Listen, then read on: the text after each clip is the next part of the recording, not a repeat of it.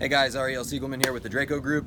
Today we're going to be talking a little bit about basic weapon information. And so right now we're going to do a safety check on a pistol. It's very similar for a rifle. The idea of a safety check is this. When we're dealing with firearms, guns, bottom line, are made to kill people. And so, yes, there is a legitimate use for them in sport, and there's a legitimate use for them in hunting and all these kind of things. But at the end of the day, it's a potentially very dangerous tool. It's a tool that's made for killing people, and so this is something that we have to be aware of and be very, very safe with, because in the line of security or military or law enforcement, or if you're protecting yourself as a normal citizen, you have to make sure that you never make a mistake with a tool that was made to cause harm and death to other people. So what that means is, when we're talking about safety, we have to have redundant levels of safety.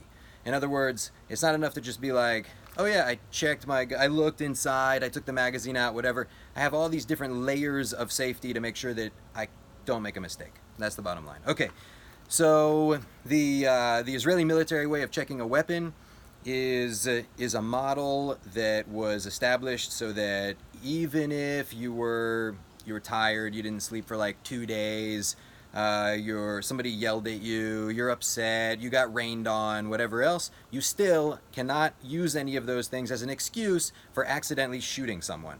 So I'm going to check my gun with all these different redundant levels of safety. Number one, I choose a direction that is safe. What does it mean it's safe? There's nothing between me and where my bullet might impact if I were to shoot that could cause harm to anyone or would damage anything that I don't want to damage.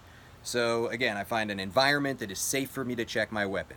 Now, I like to take a knee. The reason that I go down onto a knee is because it's a position that psychologically I say to myself, oh, I don't spend very much time on a knee. This is a new thing. I have to pay attention. I am going to be safe. So I take a knee. Now, I'm going to take my weapon out, and step one, if I have a magazine in the weapon, obviously, I'm going to take the magazine out.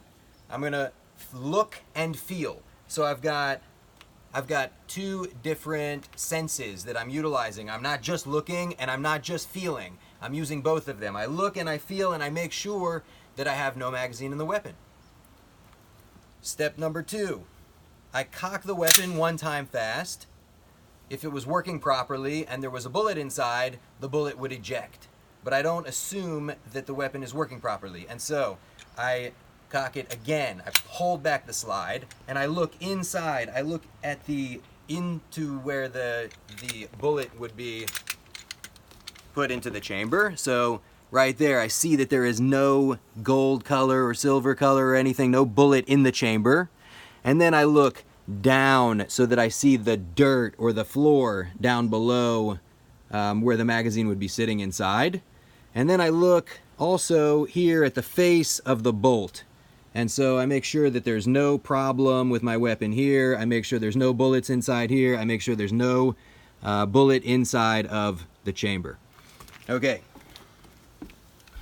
Now, I aim through my sights in a safe direction, so that if I made a mistake anywhere along the line, I'm going to re-verify that my weapon is safe. And I point at something that I know where the bullet would stop if it were to shoot at this point. Now I know my weapon is safe. I just re-verified that what I saw and felt is actually true. Now, I'm going to holster the weapon by putting my thumb on the back of the slide. I holster it like this, then I can stand up. I'm going to do it one time fast in regular motion for you guys.